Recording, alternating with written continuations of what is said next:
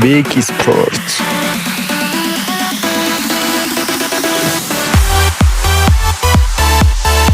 ዕለታዊና ውድ የቤኪ ስፖርት ቻናል ተከታታዮች አጫጭር ስፖርታዊ መረጃዎችን ይዘን ወደ እናንተ መጥተናል። ቪዲዮውንም ሰብስክራይብ በማድረግ ይጀምሩ።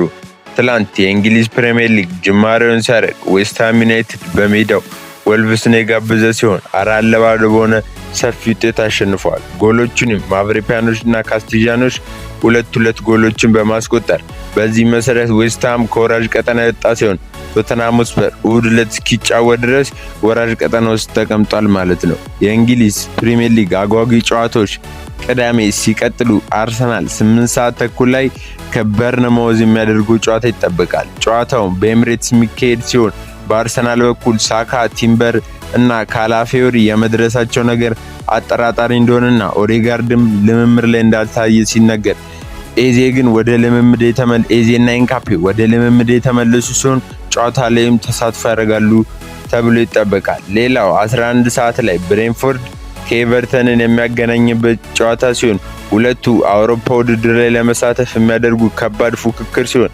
ከሊቨርፑልም አጠገብ ሆነው እየተነፈሱ ያሉ ቲሞች ናቸው። ሌላው በርንሌይ ከብራይተን ሲሆን በርንሌይ በሜዳው ብራይተን ኦቭ አልቢዮንን ይጋብዛል። ብራይተኖች እንደ አቋማቸው ቀስ በቀስ ወደ ድሮ ጥንካሬያቸው እየተመለሱ ይገኛሉና በአውሮፓ መድረክ ለመሳተፍ እነሱም ከፍተኛ ጥረት እያደረጉ ሲሆን ምሽት 1 ሰዓት ተኩል ላይ ሊቨርፑል ፉላምን በሜዳው አንፊልድ ይጋብዛል። ሊቨርፑሎች የአውሮፓ ቻምፒዮንስ ሊግ ቦታን ይዞ ለማጠናቀቅ ከባድ ፉክክር የገቡ ሲሆን እድሜ ለእነ አርሰናል አሁን በእንግሊዝ ፕሪሚየር ሊግ 5 የቻምፒዮንስ ሊግ ኮታ ያለ ሲሆን እስከ 5ኛም ከጨረሱ ቻምፒዮንስ ሊግን ይዘው ሊያጠናቀቁ ይችላሉና ዛሬ ከፉላም ጋር ትዕይንት የሚያወጣው የሁለቱ ቲሞች ጨዋታ ምሽት 1 ሰዓት ተኩል ሲል ጅማሬውን ያደርጋል። ሌላው ማንቸስተር ዩናይትድ የሚመለከቱ አጫጭር ስፖርታዊ መረጃዎችን ስንመለከት ከአንድ ወር ረፍት በኋላ በሰኞ ዕለት በኦልድ ትራፎርድ ሊድስን የሚጋብዘው ማንቸስተር ዩናይትዶች ብዙ ተጫዋቾች ወደ ሜዳ እንደተመለሱ ሲነገር ሜሰን ማውንትና ሊሳንድሮ ማርቲኔዝ ከጉዳታቸው አገግመው ወደ ሜዳ ለመመለስ በጣም እንደተቃረቡና የሊድስንም ጨዋታ ላይ የጨዋታ ጊዜ ሊሰጣቸው እንደሚችል ሲነገር፣ በተቃራኒው ፓትሪክ ዶርጉ በግል ልምምድ እንጂ ወደ ቡድን ልምምድ ገና እንዳልተመረጠና የዴሊክትም ነገር እስከ ዓመቱ መጨረሻ ድረስ ላይመለስ እንደሚችል ተዘግቧል ማለት ነው።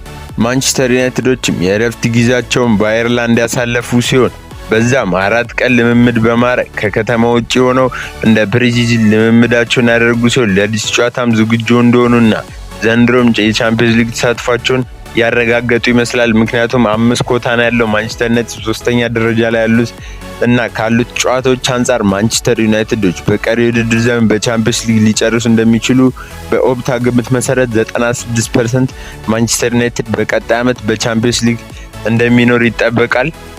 እና ማንቸስተር ዩናይትድ ለቡድኑ ዋና አሰልጣኝ ይሆናል ብሎ ካሰባቸው አሰልጣኞች መካከል አንዱ የሆነው ሉዊስ ኤንሪኬ በፒኤስጂ ኮንትራቱን ሊያራዝም መሆኑ የተነገረ ሲሆን እና ዓለም ላይ ካሉ ውድ 3 አሰልጣኞች መካከል የሚያደርገውን ክፍያም ሊከፈለው እንደሆነ ሲናገር፣ ማንቸስተር ዩናይትዶችም እሱን ወይ ቶማስ ቱሄልን ካላመጡ በስተቀር ካሪኬ ቡድኑ ዋና አሰልጣኝ ሆኖ እንደሚቀጥል እንደሚጠበቅ እነ ፋብሪዚዮ ሳቀር የዘገቡት መረጃ ነው። ውድ የቻናላችን ቤተሰቦች የዕለቱን አጫጭር ስፖርታዊ መረጃዎች ይመስላሉ። እንደዚህ ስፖርታዊ አጫጭር መረጃዎችን ለማግኘት ቤኪ ስፖርትን ሰብስክራይብ ማድረግ እንዳይረሳ። መልካም ቀን።